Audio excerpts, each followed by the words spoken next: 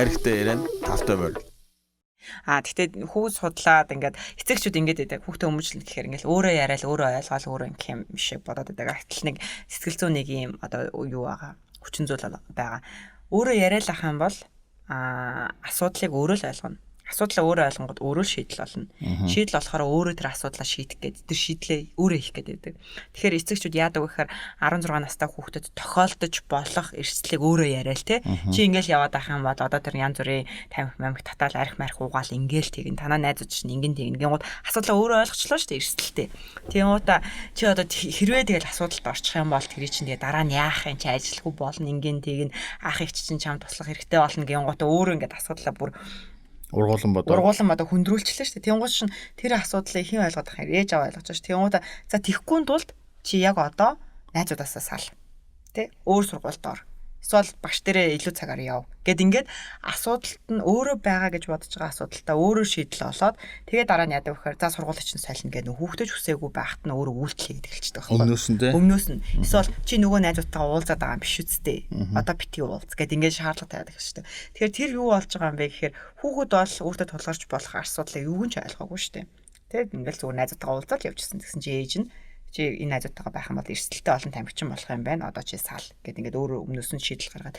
Тэгэд энэ дундаас үр дүнд нь хэн санаа зовоод эхэлт юм бэ гэхээр ээж. Яг тэр нэгэн төнөг өөрөө үүрэг даалгавар хийгээ явж штэ. Тэгвэл үр дүн нь ямар гарах бол гэдэг тэр санааг энэ чинь ээж аваад зовно штэ. Хэрвээ манай хүүхд нэрээ тамхитаас урчвал яана гэл баян шалгаалаа. Хүүхэд бол ерөөсөө тэнд санаа зоволтгүй асуудалтай гэдэг ч ойлгоогүй явж байгаа штэ. Тэгэхээр ингээд хүүхэд бол хүмүүс архиуужлаад тамхи татчихлаа штэ. Одоо энэ нэс олж ингээд асуудал үүссэн юм нь бол гэл мэдхгүй байдлаасаа тоохгүй байгаа юм шүү. Тоохгүй байна. Дээрээс нь өөрөө тамхи татъя гэж бодоогүй байхад ч л ээж аав нь тэнд танаа найзууд бүгдээрээ тамхи татдсан юм бэ чи одоо удахгүй тамхичин болно гэдэг айгаад байхгүй. Гэтэл тэрний оронд тамхичнаар зурж өгöd нь шүү дээ. Тийм бүр өөрөө эрсдлээсээ айгаад нь шүү дээ. Тэгэхээр тэрний оронд ээж аав нар уулна бол яах ёстой юм бэ гэхээр за танаа найзууд хідүүлэн та нар зургуул окей хідэн тамхи татдгийн дөрөв хин татдаггүй тэр залуу бит хоёр та хоёр яагаад хуйлаа ингээд тэ дөрвийн за найзуудынхаа тамхи татахгүй байгаа гэхээр би нэг удаа татаж үзсэн миний уушиг өвдөд ингээд би бүрэнхээр чадахгүй юм байлаа те тараа нөгөө найз чинь яагаад татахгүй байгаа тэр бас ингээд уушиг өвчтэй те тэгээ одоо чи бол ингээд супер гоё хуйлаар орж би нэг удаа татаж үзсэн одоо яг ямар хүүхэд гэж ээж авдаа гэж хэлж чадах бол сонсдог ээж аав нь үнэхээр сонсож чаддаг хүүхдүүд бол ярина шүү дээ хамаагүй мал ярьж байгаа шүү хэрвээ хүүхэд тань тэгж ярихгүй байгаа бол та амьдралдаа хүүхдээ сонсоогүй л байх гэсэн үг шүү тэгэхээр зөрчилтэй байна л гэсэн үг зөрчилтэй биш та хүүхдээ сонсож чадахгүй байна гэсэн. Тэр хоёрын хооронд тодорхой хэмжээний ойлголцол бас муу байна л гэсэн нэг дохио юу те. Ээж аав хүүхдээ сонсох хэрэгтэй гэж бодохгүй байгаа гэл тохио. Тэгэхээр юу ч хэлсэн бүгдийг л сонсох хэрэгтэй юм ш техний хэлж те юу ч хэлсэн. Юу ч хэлсэн. Нэг ийм одоо ерөнхий одоо нэг байгууллагатай бод. За. Би ажилтнаа сурах хэрэгтэй те. Би сурах хэрэгтэй. Би ажилтнаасаа илүү. Би энэ хүнийг сургаж ээж сайн мундаг болно гэж боддог захирал. Нөгөөх нь болохоор манай энэ нэг ажилтнанд нэг нэг юм байгаа шүү, нэг юм байгаа, нэг нандин юм байгаа. Юу гэдг нь би яг одоо мэдэхгүй гэхдээ би мэдрэгдэн тэрийг нь олъё гэж боддог. Тэгээд тэр нандин юмар нь ажиллаа хийлхий гэж боддог захирал хоёр өөрштэй. Нэг нь болохоор ингээд чи намаас сонсч би чаны даалгаварч өгнө. Чамд бол одоо яг одоо жишээл борлуулалт нэр ийм асуудлууд байна. Би бол тэрийг мэдчихээн. Асуудлаа ингэж шийдэн чи. Тэхинд бол чи ийм үйлдэл хийн. Ойлгосноо гэл гаргаа явуулчих. Нөгөө хүн юу ч өөрөө юу ч яриаг учраас ойлгохгүй. Тэгээд захирал намдаа юу гэсэн болоо гэж бодоо гарав. Нөгөө нэг одоо энэ нэг хүн юу чаддсан бол гэдэг гэж боддог захирал яадаг вэ тэр хүний асуулт асууна. Чи чамаа ер нь юу сонирхлоо чинь татдیں۔ Чи тэр юм яагаас сурсан? Аав ээж чинь юу юм урлын хүмүүс юм уу? Тэгээ хаанаас тэр мэдрэмжээ авдیں۔ Тэгээ ямар дуу чамаа хөөгөлдیں гэдэг ч юм уу сонирхон. Тэгээ нөгөө хүн ч өөрийнхөө сонирхлыг ярина. Тэгээ гот нь чи ийм чадвартай юм уу? Тэгвэл миний нэг одоо нэг асуудал байдаг те би нэг юм одоо гоё хөгжим одоо нэг юмний арт нэг гоё хөгжим гарах гэсэн чи тэрэн дээр нэг санал бол 2 3 хөгжмнаас санал болгож ихэр нөгөөт нь окей болнаач гэсэн надад асуудал биш гаргаад ирлээ. Тэгэхээр нөгөөт нь болохоор захирлаараа одоо чиний юу хүсэл сонирхол ч надад үл хамаатай. Гэтэ чи 3 хөгжим болох хэвээр. Нөгөөт нь болохоор чиний сонирхол чинь юу ингэж асууж байгаа. Ингээ хоёр чинь хийж байгаа хүндээ хоёр өөрөөр ирдэг. Нэг нь болохоор манай захирал намайг ойлгох юм байна. Одоо чамд ингэхэд юу хэрэгтэй байх вэ гэж хүүхдээс яг ажилтнаа яг нөгөө нэг би за захирал юм байна. Би хоёр өөр төрлийн захирал болох эрсдэлтэй байна. Нэг нь бол захиргааталтын захирал, нөгөөх нь болохоор хүн ойлгодог захирал тий. Би аль захирал нь одоо яг болох гээд байна гэдэг өөрөө ингээ хинж агаад би энэ захирал руу болох гээд шүү. Хүн өөрөө мэдэн штэ. Тэгэхээр өөрөө хэрвээ та одоо ээж аав нар өөрсдөө өөрийг тань ойлгодог захиралтай байж үзсэн. Тэгээ дээрээс нь захиргааддаг захиралтай байж үзсэн бол тэр хоёрын ялгааг мэдчихэж байгаа ш. Нэг нь таныг сонсдог. За ажил чи яасан чамд юу тусламж хэрэгтэй байна. Чи тэрнээс асууж үзсэн үү гэдэг ингээ ярилцдаг. Нөгөөд нь болохоор хүчин өнөө хий гэсэн юм хийсэн үү? Тэр хүний юу чаддгийг мэдэхгүй. Чи нэг Excel sheet гаргаад дар. Нөгөөд нь Excel тооны хүн биш те. Тэгэхээр ингээ тэрэн шиг яг өөртөө тэр мэдэрчсэн мэдрэмжийг ашиглаад хүүхдтэй аль захирлаа эхлээд болох гээд байгаа юм бэ гэдэг дүрэл зөв тодорхойлт. Их тохиолдолд нөө захиргааталтын захирал болцсон өөртөө явж байдаг. Тэгсэн мөртлөө өөртөө тим компани ажиллах хүсэлгүй. Тэгээ хүнээр юмаа хийх юу ямар ч хүн дургуй штэ. Өөрөө л гой тэрийг сонирхож хүсэж сурч хийхийг хүсдэг. Гэхдээ нэг юм аав ээжүүд байдаг штэ. Одоо за хүүхдтэйгээ зөчлөлд орохгүй тулд хүүхдтэй маш олон зүйлийг ингэж өгүүлж аншиж яхаар өөрсдийнх нь аясаар ингэж явуулаад тэр лөө хурчих юмсан гэсэн бодол. Гэтэл ихэнх тохиолдолд тэр нь хүүхдийг илүү одоо итгэхгүй байх, залхуу байх, юм хиймээргүй байгааг нэг өгшүүлээд байгаа ч юм шиг нэг тийм байдал руу очиж шүү дээ. Тэгээд тэрийг ингээгүй чи одоо нэг их хэрэгтэйгээ загнахаар гинт одоо юу болов гэдэг нэг хүүхд нь гайхмаар эсвэл хүүхд нь нэг сайн амиг хийж чадахгүй те цаг алдчих юм шиг ийм бас үлдээдэг шүү дээ. Одоо хүүхд хүмүүжлэлтэй аав ээж хүүхдүүд хоорондоо энэ нөхцөлд яах вэ? За хүүхд хүмүүжлэлээр юм хоёр туйл байдаг. Хоёр туйл. За сая нэг туйлыг нь ярьлаа захиргааталт ингээд хит их шаардлага тавиад хит өндөр шаардлага тавиад хаар халамж үзүүлдэггүй гэдэг үгс байхгүй. Нэг хуулийн нэг хүүхдээс сонсоо гэдэг хэсгийг чинь болохоор нөлөөтэй эцэг гэдэг. Тэгэхээр бүр нөгөө талын одоо хэсэг бүлэг хүмүүс шүү дээ. Тэднийг болохоор хөлцсөнгүй эцэг гэдэг. Ямар шаардлага тавьдаггүй. Тэгээ маш их хайр халамж үзүүлдэг буюу дураар нь ойлгодог. Бүхэл юм хүслийг нь биелүүлэгч. Хүүхдүүдэд хайрлж өсгөнө гингүүтэл тэр хүн одоо ингээл юу өснийг биелүүлэгч болцсон. Тэгсэн мөртлөө буцаад хүүхдээ ингээд энэ хүүхэд бол ирээдүйд өөрийнхөө амьдралыг сайхан аваад явж чадна гэхээр тийм итгэл байхгүй. Энэ хүнд нэг тусламж хэрэгтэй. Нэг тийдэн штэ. Чиний дүүгээ авч яваарай. Наадах чи өөрийгөө авч явж чадахгүй шүү. Гэдэг чинь юу гэж байгаа гэхээр баг хүүдээ хүлцэнгүй хандаад том хүүдээ захиргааталтын байдлаар хандаад. Тэр нөхцөлийг яаж өөрчлөх вэ? Дахиад буцаагаал эцэг их одоо ер нь бол эцэг байна гэдэг бол яг л нэг одоо нэг 3 ажилтнтай нэг компанитай л адилхан. Яг адилхан. Тэр хоёр компани захирал хоорондоо уулзрах болохгүй, хүүхдүүд хоорондоо уулзрах болохгүй. Тэр хоёр хит дураараа хам бол хүүхдүүд доогоор нөгөө мөнгө зөнгийн зашаал те. Тэр чинь айгүй ойлгомжтой шүү дээ. Хүүхдүүд ааваас очиад 10,000 төгрөгийг аваад ээжээс очиад 5,000 төгрөг аваад мөнгөнд завшижэл гэсэн үг шүү дээ. Хэрэггүй зүйлт. Яг тэрнтэй ердөөсө компани тэр соёл гэр бүлд яг адилхан байдаг. Тэгэхээр нэг эцэгчүүд өөрсдөө юу гэдэг компани дээр ирээл захирлаагаа муулаад ингэсэн мөртлөө өөрөө гэртээ очиход яг нэг тэр муулжсэн захиралтайгаа адилхан үйлдэл хийгээд байвал та жоохон өөрийнхөө үйлчлэлийг л өөрчлөх хэрэгтэй гэсэн. За тэгэхээр эцэг эхчүүд бас маш том өөрчлөлтийг эсвэл өөрийнхөө ямар хүн бэ гэдгийг эргэж харж иж хүүхдтэйгээ ярих хэрэгтэй болж байна те. Захиргааталтай юм уу? Хүлцэнгүй юм уу? Эсвэл нөлөөтэй. Дундх нь бол нөлөөтэй. Нөлөөтэй аав ээж байхын тулд тэгэхээр өөрөөсөө бас муугүй аав ээж авах хэрэгтэй болж байна те. Одоо сайн үйлдэлүүд компани захирлууд айгуу айтаа хүмүүс авах хэрэгтэй болгож харуулахаар тийм үйлдэлүүд айгуу сайн бодох хэрэгтэй болж байна тийм үү? Дэрэгдэн архиугаал тамхитаа эсвэл буруу үйлдэл хийгээд байхгүй байх гэдэг бол хөлөтөн том сургууль шүү дээ. Тэгэхээр тэрийг айгуу сайн бодох хэрэгтэй болж байна. Одоо шөнийн 1 цагт өөрөө унтчихгоотаа хүүхдүүдээ 9 цагт унтгээд загнаад байвал хүүхдүүд хийжээш тэрийг даахгүй. Яа нэг хүн өөрөө яаж н одоо бидний амьдралд бий болсон энэ үйлдэлүүд нь шүү дээ. Одоо өглөөнийхөө цаг уугаа сурцсан, орой гой шүл уугаа сурцсан. Энэ үйлдэлүүдийг чинь бид нар яаж сурсан гэхээр дүн авч сураагүй шүү дээ. Энийг дандаа эмээгээ дуурайгаад, өвөөгөө дуурайгаад, аавыгаа дуурайгаад, ахыгаа дуурайгаад, нэгдүгээр ангийн багшаагаа дуурайж бид нар дандаа даган дуурайж хийж сурсан үйлдэлүүд таахгүй. Тэгэхээр хэнийг одоо даган дуурайх бүрэн боломжтой гэхээр тэр гэртээгээ ээж аав байгаа шүү дээ. Тэгэл яг ер нь бол ингээл та харж идэг бол нэг ээж аав нь тархалттай бол хүүхэд нь тархалттай тий. Ээж аав нь ууртай бол хүүхэд нь ууртай. Ээж аав нь хүнтэй муухай харилцдаг бол хүүхэд нь хүнтэй муухай харилцдаг. Тэгэл ингээл явцдаг энэ чинь. Тэгвэл хоёулаа дөрөв дэх зөвлөгөөг ингэж томьёолж болох уу? Гэр бүлийнхаа хамгийн сайн чанарыг өөртөө шингээ. Эсвэл төсөн үсээгүй шууд тэрний шингэж явах уу? Эцэгчүүд өөртөө өөрчилж л хүүхдээ өөрчлөгдөн. Тэгэхээр яг тэр нэг сайн чанарыг эхлээ хүүхдээсээ шаарддаг сайн чанаруудаа өөртөө эхлээд шингээ. Тэр чинь эцэг эхчүүд болчиход байна л да. Хоёул 16 настууд зөвлөгөө өгж байгаа шүү дээ. Юу нь бол давхар эцэг эхчүүдийн зөвлөгөө яваад байна л да. Тийм. Тэгэхээр би нэг азтай эцэг эхчүүд сонсож байгаа гэдэг тэдний хэлээд байгаа байхгүй.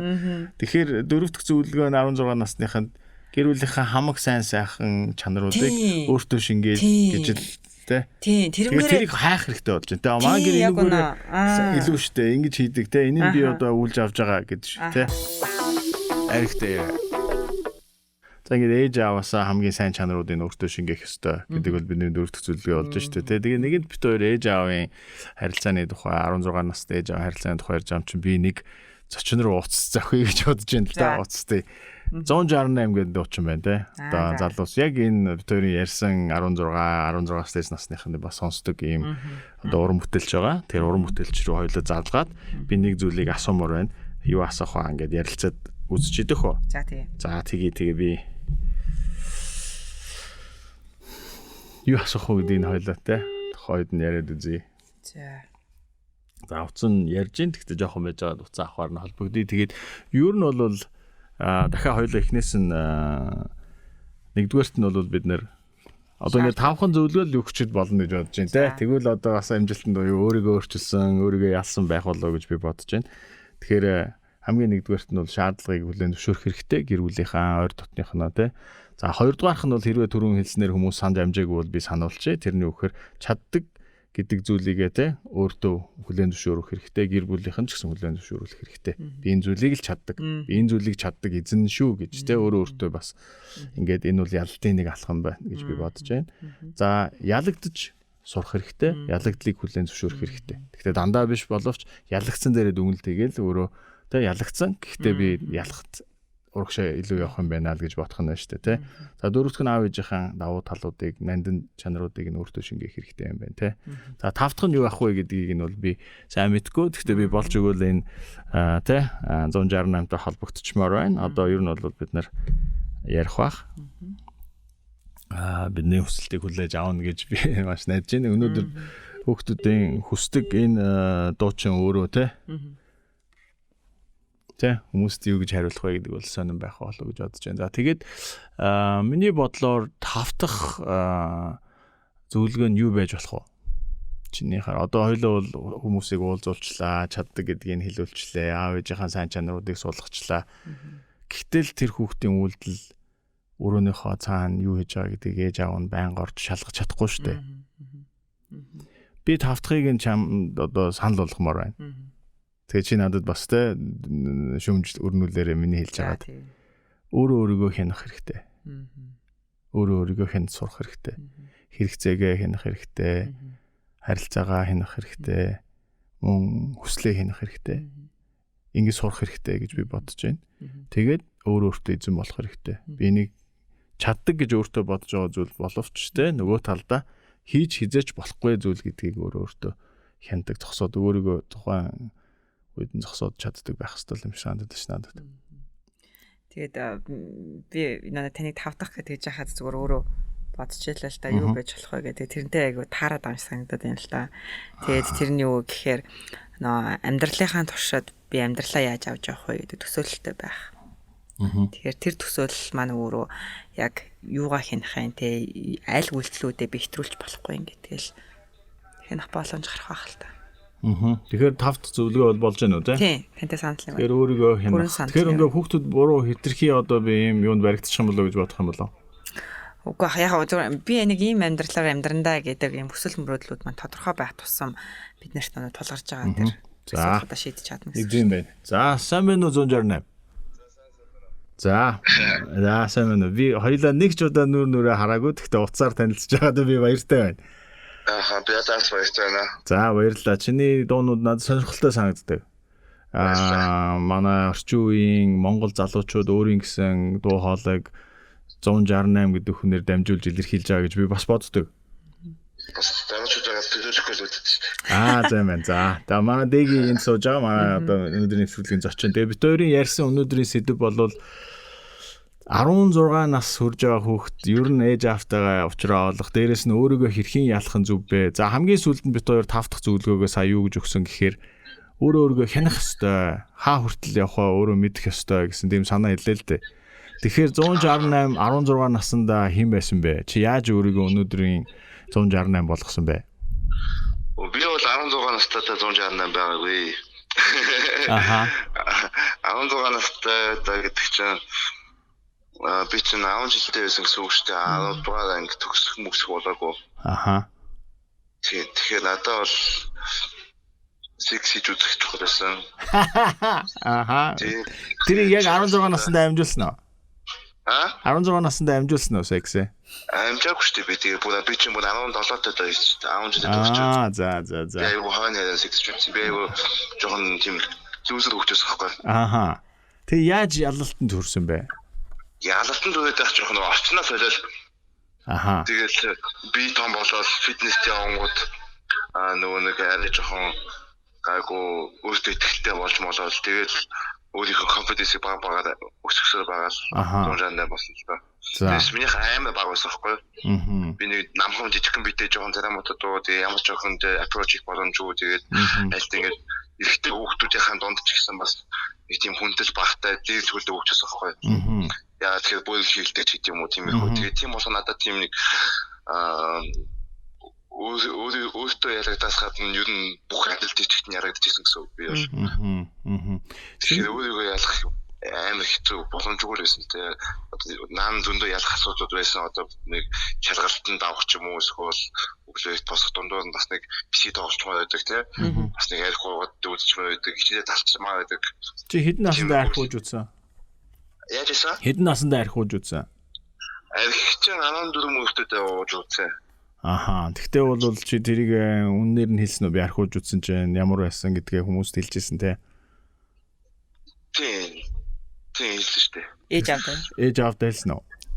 Ээж авдаа юу гэж хэлсэн юм бэ? Ээж авдаа хэлж байх ууж байгаа ээж авах шүү дээ. Аха. Хамгийн хинт хэлсэн.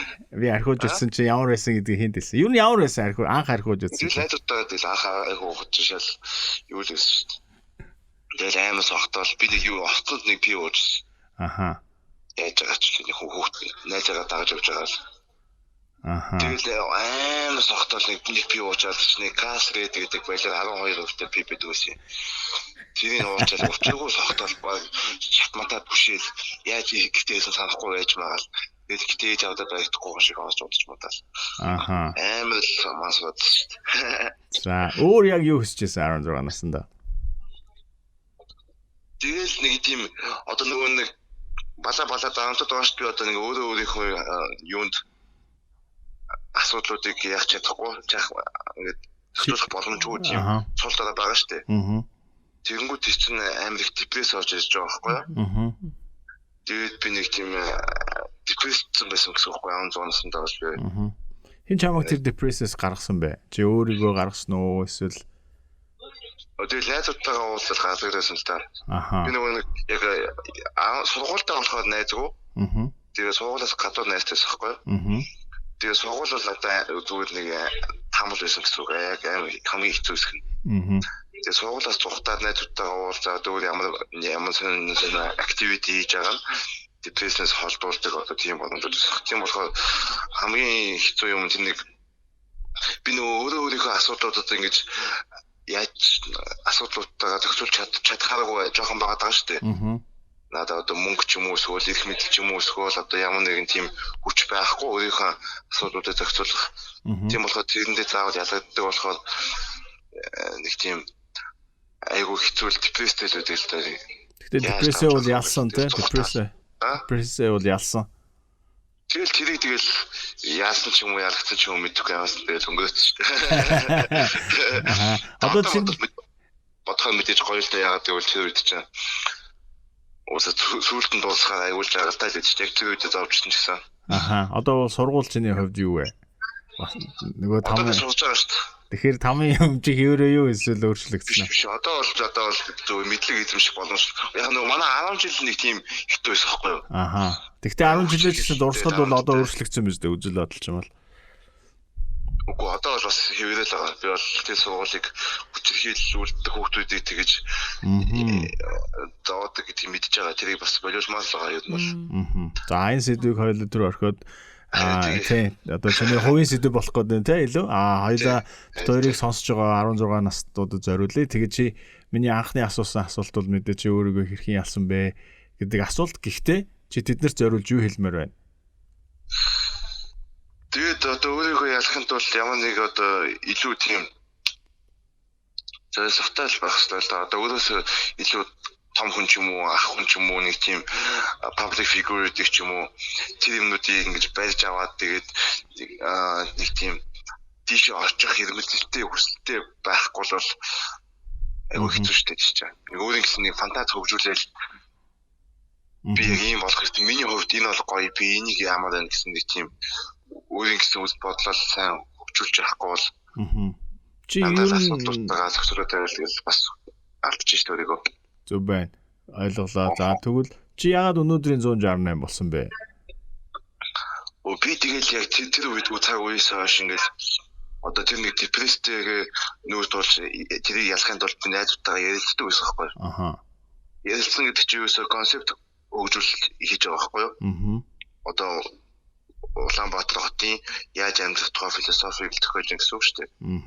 Тэгээд тэр маань ингээ ярьж явсараад аюу тийм депресстэй мөртлөө аюу тийм өөрөө ярьдаг залуу хүмүүсийн тэр концепт хөгжсөөр байгаад мотор гэдэг юм болоод тэгээд тэр нь миний artistic creativity Чиний философи бойжсэн байна те. Тийм одоо тэр нэг 16 настай хүүхдүүдийн депрессийн яриан л хөгжсөөр байгаа юм болсон байхгүй юу? Тэгэхээр чи бол өнөөдрийн 16 насыг өнгөрөөсөн энэ үеийн нэг бод төлөөлөгч 168 болсон байна шүү дээ тийм үү? Тийм шүү дээ 16 настай бас байсан шүү дээ. За би уран бүтээлчийн цагийг дахиж нэлээд явмааргүй чамд бас амжилт төсмөр байна. Тэгвэл би ингэж хэлж байна 16 настай байхдаа угаасаа шал тэнэг үед надад бол би бол амар мяас тэглээгээд насан туршдаа ч юм уу эсвэл нэг тийм мяа амжилт хэцүү байгаа чигээрээ байгаа даа гэсэн үг биш. Аха ойлголоо. Тэгэхээр жилийн дараа ч юм уу ингээд бүх юм сайхан болох боломжтой. Бүх юм бол бүх юм сайхан болно гэж хэлмээр. Бүх боломж чиний гарт байгаа шүү гэдгийг л те. Тийм бүх юм сайхан боломжууд нээлттэй хандах хэрэгтэй. За баярлалаа. Бид нэр Викторийн яриг сонсон хүүхдүүдэд чиний нэг дууг те сонсхой гэж бодож байна. Яагаад гэвэл чи бол бас нэлээд тэргүүлэх юм те. Уран бүтээлч учраас. Доктор мэдчихэж байна. Зэднэрт ямар дуугаа дахиж өнөөдөр хоёулаа сонсоо гэж бодож байна. За тэднэрт би болохоор нөгөө нэг эсвэл шинэ уран бүтээл байна уу? Шинэ уран бүтээл байгаа. Аха. Аль дууг сонсон? Бүтээл нөгөө 168-ийн гэдэг Ленин гэдэг дуу сонсол маань. Тэг сонссон юм уу? Сонсоогүй сонсоо. Тэрэн дээр аяа гоё утгатай юм илдэг. За нөгөө Оросын Ленин багшийн нэрийг ашигласан гэж ойлгох уу? Тийм шүү дээ. Ленин багшийн нэрийг Ленин гэдэг дуу байгаа. Тэр Ленингийн дууг нь яагаад Ленин гэж хэлсэн бэ гэхээр тэр Ленингийн тухай бичсэн шүлгийг би авсан байхгүй юу? Хэрэглэсэн байхгүй юу? За ойлголоо. Тэгэхээр Ленингийн одоо сэтгэл зүй үзэл бодлыг харуулсан гэсэн үг байхгүй юу? Тэр дуун дээр. Маш сонирхолтой юм байна. Аха. Тэгвэл Ленинтэй хамтраад энэ дуугаа гаргаж байгаа юм ба шүү дээ. Тэгвэл Ленингийн тухай дуу гэсэн үг байна. Гэхдээ Ленинтэй бас хамтарж байгаа шүү дээ. Тэр хүний үзэл бодлыг ашиглаж байгаа юм чи.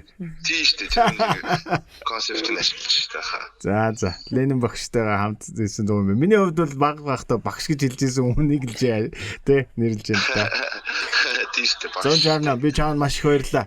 Хоёулаа дараа нь танилцаж уулзнаа гэж бодож байна. Тэр моч хүртэл өнөөдөртөө төр чамайг уран бүтээлээ өргөжлүүлэх боломжоор би үлдээе. Ингээд 16 наснууд бит хоёрыг сонссны дараа чамд бас үгээ хэлж магадгүй шүү. Ингээд амжилт төсөө. За баярлалаа. За баярлалаа. Монголын өнөөдрийн одоо хүүхдүүдийн сонсож байгаа дуучны үзэл бодлоо шүү дээ. Дуучны үзэл. Гэхдээ би бол өөрийгөө ялсан хүн шиг ярьж байна. Нэг талдаа. Боломж дандаа байгаа гэдгийг битээ мартаарай. Бид хоёрын 6 дахь зөвлөгөө гэж магадгүй байна те. Боломж. Өөрөөр хэлбэл нөгөө ялагдал хүлээж сурна гэдгийг чинь тайлбар нь яг саяных юм ба шүү дээ. Боломж байнга байгаа хэзээч битээ мартаарай гэж те. Битээ мартаарай гэж. За ингээд бид хоёр 5 одоо те зөвлөгөө өгсөн. Бид хоёрын цагч ерөн төглөө. Тэгээд мөн дэлгэр мэд сэтгэл зүйчтэй маш их баярлалаа. Тэгэхээр бид хоёрыг сонссон маш олон хүмүүс өөрийнхөө үзэл бодлыг илэрхийлэх байх. Маа подкаст руу холбогдоорой. Дээрээс нь 16 настай хүүхдүүдтэйгээ яриарай. Энэ саяын 16 настууд өгсөн 5 зөвлөгөөг ээж аавуудад бас давхар өгсөн шүү гэдгийг би хэлмээр байна. За тэгээд судлаач, сайн сонсдог хүн, хүүхдүүдэд сонсдог хүн, дээрээс нь тэгээ өөрөө нөлөөлөгч ээж аав байхын төлөө одоо бусдыгаа би уриалж байна. Одоо аав хүнийхээ хувьд уриалж байна. 16 наснуудад би бас 168-ийн хэлсэн тэр үгээр боломжоо бити мартаарай гэдэг үгийг бас дахин сануулъя. Дээрээс нь ингээд Ленин дууг 168-ын дууг өнөөдөр манай ярианы төгсгөлд хүмүүст сонсгоё.